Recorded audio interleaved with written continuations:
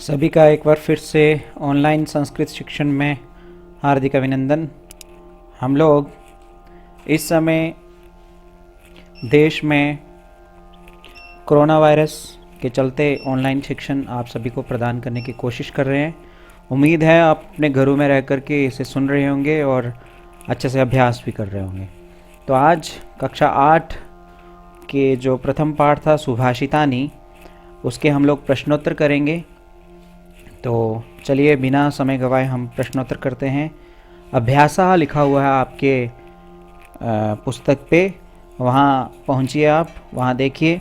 प्रश्न नंबर 1 जो है वो है पाठे दत्तानां पद्यानां सस्वर वाचनम कुरुत। पाठ में दिए हुए पद्यों का सस्वर वाचन करो। तो जो श्लोक होते हैं या पोइम रहती है, इन सब को हम लोग पद्य भी कहते हैं। पद्य इनको गा करके बोला जाता है, इनको गाया जाता है। जैसे एक श्लोक है आपका साहित्य संगीत कला विहीना, उसको मैं आपको गा करके एक बार फिर से दिखाता हूँ। तो ये मैं थोड़ा अलग तरीके से गाने की कोशिश करूँगा, आप भी इस स्वर को कैच करें और बोलने की कोशिश करें। साहित्य संगीत कला विहीनः साक्षात् पशुपुच्छ विषानहीनः तृणं न खादन् न विजीवमानः तद्भागधेयं परमं पशूनां तद्भागधेयं परमं पशूनां। इस तरह से आप सब श्लोकों को गाएं, घर में बैठ करके गुनगुनाएं, अपनी टोन में भी गाने का प्रयास करें। तो अब आगे है प्रश्न संख्या 2, जिसमें लिखा है श्लोकांशेषु रिक्त स्थानानि पूरयत। श्लोक अंशेषु, श्लोकों के अंशों में रिक्त स्थान भरने हैं आपने। ये श्लोक का अंश है, छोटा सा अंश है, पूरा श्लोक नहीं है। आपने यहाँ पर अगर श्लोक पढ़ा होगा तो आप यहाँ पर रिक्त स्थान भरेंगे, ठीक है। समुद्र मासाद्य क्या रहेगा यहाँ पर? भवन्त्य पेयः। क्या होगा यहाँ पर? भवन्त्य पेयः। आप श्लोक देखें, वहाँ से इसको भर दें। तो उम्मीद है आप खुद भर लेंगे, फिर भी मैं आपको थोड़ी सी हिंट दे देता हूँ।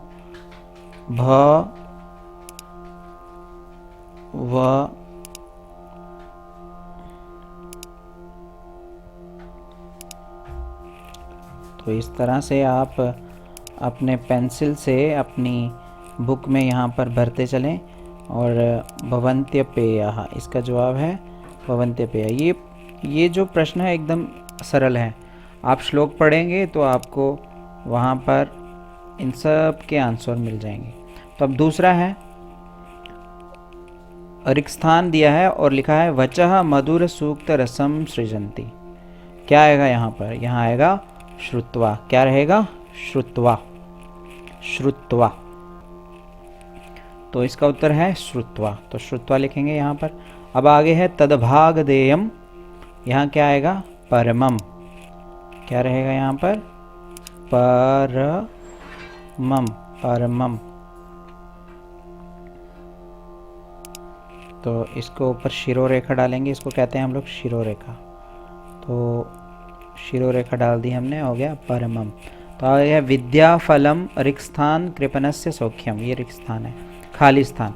विद्याफलम व्यसनिनः। क्या आएगा यहाँ पर? व्यसनिनः। तो आप देखेंगे यहाँ मैंने उत्तर लिखा है व्यसनिनः। अब है पौरुषम विहाय यः। तो यहाँ उत्तर क्या रहेगा वो बताते हैं हम। पौरुषम विहाय यः दैवम अवलंबते। यहाँ उत्तर क्या होगा? दैवम। तो आप लिखेंगे यहाँ पर दैवम। और इसमें जो अंतिम है च, इसको लिखेंगे अब आप चिंतनीया ही भी पदाम। यहाँ क्या रहेगा? आदावेव प्रतिक्रिया। तो यहाँ आप उत्तर स्वयं लिखेंगे अपने घर में बैठ करके। एक जो चा है इसको मैंने छोड़ दिया, इसे आप खुद श्लोक पढ़ेंगे और श्लोक पढ़ने के बाद इसमें उत्तर लिखेंगे, ठीक है। तो अब हम आगे बढ़ते हैं प्रश्न संख्या 3 की ओर। तो प्रश्न संख्या 3 में है प्रश्नानाम उत्तरानि एक पदेन लिखत। प्रश्नों का उत्तर वन वर्ड में दो, वन वर्ड में लिखो। एक शब्द में लिखो। तो व्यसनिनः किम नश्यति, जो बुरी लत वाले लोग होते हैं उनके किस चीज़ का नाश होता है। तो ये है हमारा पहला प्रश्न।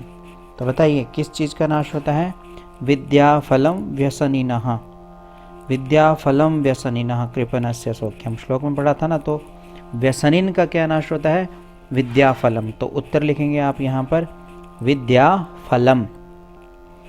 तो यहाँ पहला प्रश्न जो है व्यसनिनः किम नश्यति विद्याफलम, व्यसीन व्यक्ति है जो उसका किसकी चीज़ का नाश होता है, विद्या के फल का। तो कस्य यशा नश्यति, किसके यश का नाश होता है, लुब्धस्य, लुब्धस्य कहते हैं लालची का। तो लालची व्यक्ति के यश का नाश होता है और बुरे लत वाली की विद्या का नाश होता है। तो अब आगे वाले प्रश्न की ओर देखेंगे। इसी तरह से ग में हम लिखेंगे मधुमक्षिका किम जनयति, मधुमक्खी क्या जनती है, क्या पैदा करती है। तो माधुर्यम, क्या पैदा करती है, मिठास, मिठास पैदा करती है। मधु खाते हैं आप लोग, मीठा रहता है तो वो मीठा पैदा करती है। कैसा पैदा करती है, मीठा। तो इसके बाद में है मधुर सूक्त रसम के सृजंती, और जो मधुर मधुर सूक्त हैं ऐसे रस को कौन बनाते हैं, कौन उसका निर्माण करते हैं। तो वो हैं संतः। कौन है, संतः, संत लोग। तो आगे अंतिम है अर्थिनः केव्यः विमुखा न यान्ति, तो जो अर्थिन हैं उन्हें किससे विमुख नहीं होना चाहिए। तो किससे विमुख नहीं होना चाहिए, महीरुहेभ्यः। तो ये है उत्तर 5वां। तो अब आगे बढ़ेंगे, हमारे पास अगला प्रश्न है प्रश्न संख्या 4, जिसमें आपको जो तद्भव शब्द हैं उनके लिए पाठ से संस्कृत शब्दों को चुन करके लिखना है, यानी कि तद्भव के तत्सम लिखना है। तो कंजूस को हम लोग क्या कहते हैं संस्कृत में, कृपणः। यथा उदाहरण, उदाहरण के रूप में उन्होंने दिया, कंजूस को कहते हैं कृपणः। तो कड़वा को क्या कहेंगे, कटुकम। क्या कहेंगे, कटुकम। तो कड़वा लिखा है तो कड़वा को हम लोग क्या कहेंगे संस्कृत में, कटुकम। पूंछ, पूंछ को क्या कहेंगे, पुच्छः। लोभी, लोभी को क्या कहेंगे, लुब्धः। ला ऊ की मात्रा अदा बा दा और आगे 2 विसर्ग, लुब्धः। मधुमक्खी, मधुमक्खी को क्या कहेंगे, मधुमक्षिका। और तिनका, तिनका को क्या कहेंगे, तृणम। तो इस तरह से आप इन सब के तत्सम शब्द लिख लें और अच्छे से याद कर लें। तो ये परीक्षा में भी ऐसे प्रश्न आते हैं, तो आप परीक्षा के लिए भी तैयारी करते रहें। आगे बढ़ते हुए हम देखते हैं प्रश्न संख्या 5, ठीक है। और इस प्रश्न में लिखा है अधोलिखितेषु वाक्येषु, नीचे लिखे हुए वाक्यों में कर्तृपदम क्रियापदम च चित्वा लिखत। कर्तृपद और क्रियापद को चुन करके लिखना। कर्तृ कहते हैं कर्ता को, किसे कहते हैं, कर्ता, जिसे हम लोग अंग्रेजी में सब्जेक्ट कहते हैं। और क्रियापद कहते हैं क्रिया वाले शब्दों को। तो क्रिया, कर्तृ और क्रिया वाले शब्दों को हमने इन वाक्यों से ढूंढ करके यहाँ लिखना। जो करता है उसको यहाँ लिखना और क्रिया है इसको यहाँ लिखना। जैसे उदाहरण के लिए उन्होंने यहाँ से लिखा है संता मधुर सूक्त रसम सृजंती। तो यहाँ करता था संता और क्रिया है सृजंती। तो अब मैं आगे आपको बताऊँगा और आप उसे अच्छे से करें, ठीक है। तो चलिए देखते हैं। तो पहले है हमारे पास निर्गुणम प्राप्य भवन्ति दोषाः, निर्गुणम प्राप्य भवन्ति दोषाः। तो यहाँ पर कर्ता क्या है हमारे पास, दोषाः। क्या है कर्ता, दोषाः, ठीक है। तो जो कर्ता रहेगा मैं उसके चारों ओर गोल सर्कल करूँगा और जो क्रिया रहेगी उसके नीचे रेखा लगा दूँगा, ठीक है। तो और इसमें जो क्रिया है वो क्या है, भवन्ति। अब जितने भी यहाँ पर अंतिम शब्द हैं, ठीक है, जैसे संता मधुर सूक्त रसम सृजंती, तो सृजंती जो है ये क्रिया है, वैसे यहाँ भवंती क्रिया है। तो क्रिया वाले हम सब में पहले से ही मैं सबको अंडरलाइन करता हूँ, ये सब क्रिया वाले, क्योंकि संस्कृत में यहाँ इन वाक्यों में अधिकांश अंतिम में क्रिया का प्रयोग किया है, ये सब क्रिया है। अब हमें क्या निकालना रहेगा, कर्ता, ठीक है। और इसका अर्थ भी बताते चलता हूँ आपको। निर्गुण को प्राप्त होकर के दोष हो जाते हैं, ठीक है। निर्गुण को प्राप्त होकर के दोष हो जाते हैं। दोष यहाँ पर क्या है, कर्ता, और हो जाते हैं क्रिया। होना, खाना, पीना, सोना, ये सब क्रिया रहती है। अब है गुणज्ञेषु गुणाः भवन्ति। जो गुणी लोग हैं उनमें गुण होते हैं। ठीक है, तो यहाँ कर्ता है हमारे पास गुणाः। क्या है यहाँ पर कर्ता? गुणाः। मधुमक्षिका माधुर्यम जनयति। मधुमक्षिका माधुर्यम जनयेत। मधुमक्खी जो है वो मिठास पैदा करती है।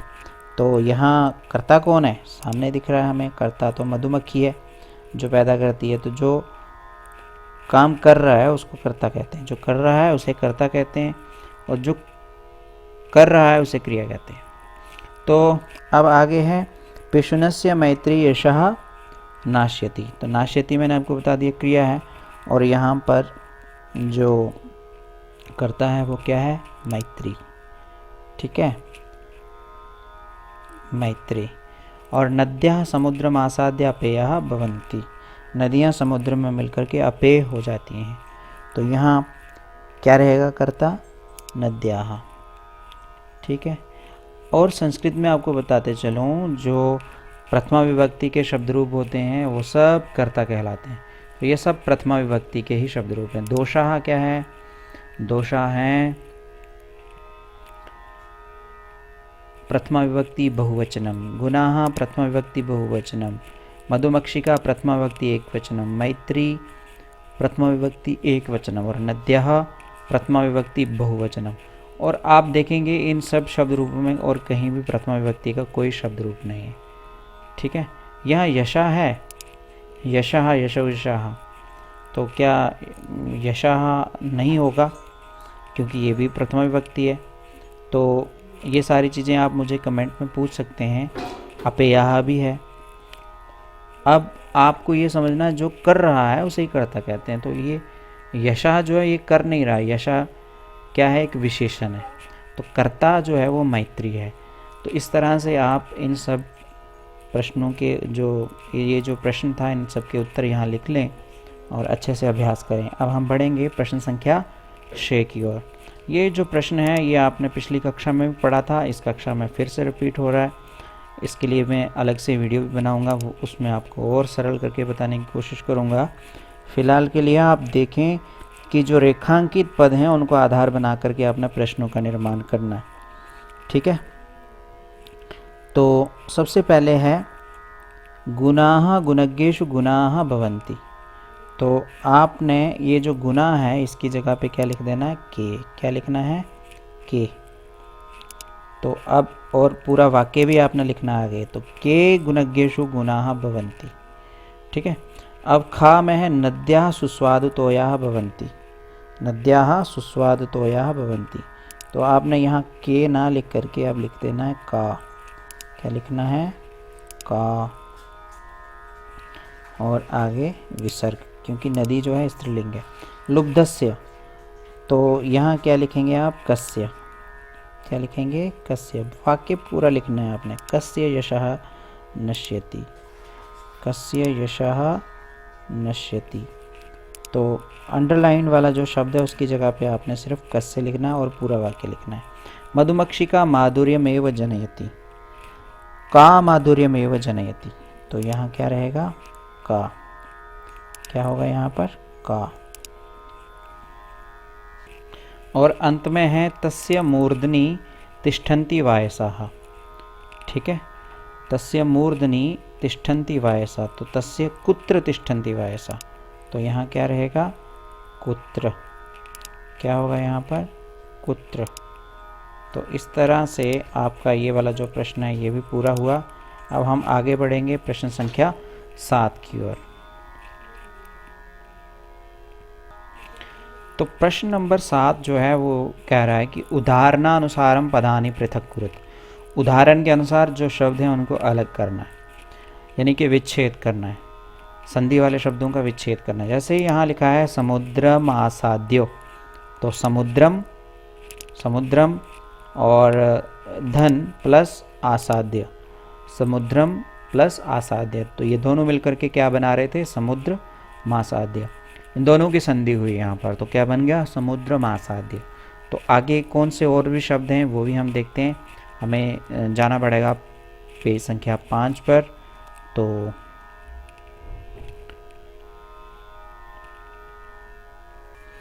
पहले हमसे पूछा है माधुर्यमेव, माधुर्यमेव, तो इसका उत्तर होगा माधुर्यम प्लस एव। फिर है अल्पमेव, इसका उत्तर होगा अल्पम प्लस एव। फिर है सर्वमेव, सर्वम प्लस एव। देवमेव, देवम प्लस एव। महात्मानां मुक्ति ही, तो इसका होगा महात्मानां प्लस उक्ति ही। और अंत में है विपदा, विपदामादावेव, तो इसका होगा विपदाम प्लस आदावेव। तो ये अभी मैं इसके उत्तर आपको लिख कर बताऊंगा। अब उत्तर देखेंगे तो अगर आपसे कोई पूछे कि यहाँ पर संधि कौन सी हुई है, यहाँ संधि हुई है, संधियाँ आपने पढ़ी होंगी हिंदी में भी, तो यहाँ कौन सी संधि है, यहाँ है कौन सी संधि है यहाँ पर, तो गुण संधि है।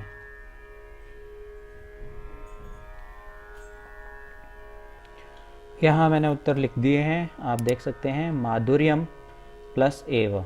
तो आपको मैंने पहले बता दिया था कि यहाँ गुण संधि है, यहाँ गुण संधि नहीं है, यहाँ है पररूप संधि।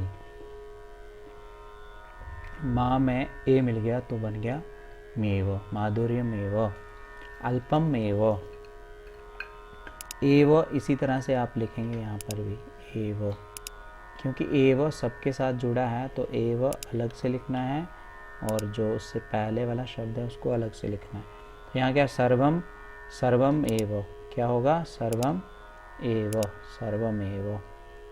तो उसके बाद क्या है देवम, देवमेव, देवम प्लस एव, देवमेव। तो इस तरह से हमारा ये संधि विच्छेद वाला जो शब्द है इसको हम लोग विच्छेद करके लिखेंगे, ठीक है।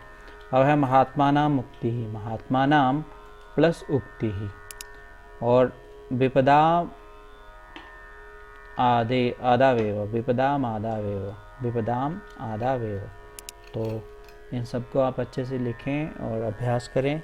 अब आगे बढ़ेंगे, आगे है योग्यता विस्तारः। तो ये योग्यता विस्तार है, बहुत अच्छा, यहाँ पर ज्ञानवर्धक बातें लिखी रहती हैं। आप इसे पढ़ेंगे तो अच्छे से पढ़ने के बाद इसका अभ्यास करें। तो मैं आपको एक बार पढ़ा देता हूँ ये योग्यता विस्तार में क्या लिखा है।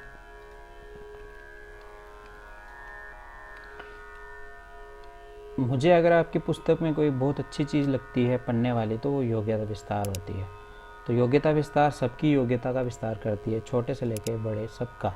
तो यहाँ लिखा है कि प्रस्तुत पाठ में महापुरुषों की प्रकृति, गुणियों की प्रशंसा, सज्जनों की वाणी, साहित्य संगीत कला की महत्ता, चुगलखोरों की दोस्ती से होने वाली हानि, स्त्रियों के प्रसन्न रहने में सबकी खुशहाली को अलंकारिक भाषा में प्रस्तुत किया गया है। तो पाठ के श्लोकों के समान अन्य सुभाषितों को भी स्मरण रखें तथा जीवन में उनकी उपादेयता संगति पर भी विचार करें। तो ये श्लोक है, ये काफ़ी भर्तृहरि जी का नीति शतकम से श्लोक है, बहुत सुंदर श्लोक है, इसे भी आप पढ़ें। येषां न विद्या न तपो न दानम ज्ञानम न शीलम न गुणो न धर्मः ते मर्त्यलोके भुवि वारभूताः मनुष्यरूपेण मृगाश्चरन्ति। जिसके पास ना ही विद्या है, ना तपस्या है, ना दान देने की क्षमता है, ना ज्ञान है, ना शील है, ना गुण है, ना धर्म है, वो इस लोक में, इस धरती पर भार है, जो कि मनुष्य रूपेण, जो मनुष्य के रूप में हिरण की तरह चरने के लिए आया हुआ है। तो ये बहुत सुंदर श्लोक है भर्तृहरि जी का। अब दूसरा एक श्लोक है, सूक्ति है, इसे भी आप पढ़ लें। गुणाः पूजा स्थानम गुणिषु न च लिंगम न च वयः। और आगे है न्यायात् पतः प्रविचलन्ति पदम न धीराः। और आगे है दुर्जनः परिहर्तव्यो विद्यालंकृतोऽपि सन्। और अंत में है न प्राणान्ते प्रकृति विकृतिर्जायते चोत्तमानाम। तो ये कुछ एक सूक्तियाँ लिखी हैं, कुछ एक और थॉट्स लिखी हैं, इन्हें भी आप याद करें। इसके बाद एक और सूक्ति है, एक और श्लोक है, इसे भी पढ़ लें। उदये सविता रक्तो क्या है, उदये सविता रक्तो रक्तश्चास्तंगते तथा। ठीक है, उदेति सविता ताम्रस्ताम्र एवास्तमेति च संपत्तौ च विपत्तौ च महतामेक रूपता। ये बहुत सुंदर श्लोक है।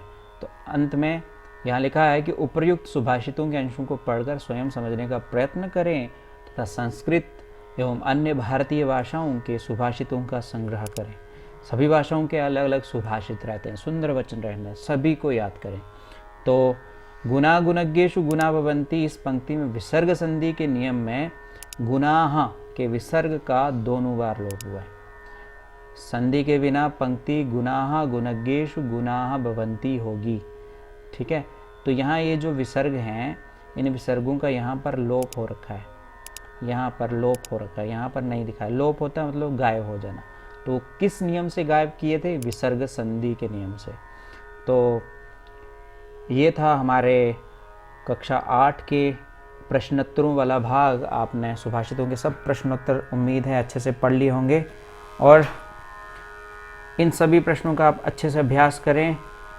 इन छुट्टियों में, ये जो लॉकडाउन का पीरियड है, इसमें अपने घर में रहें, सुरक्षित रहें, अपने माता पिता की भी सेवा करें, और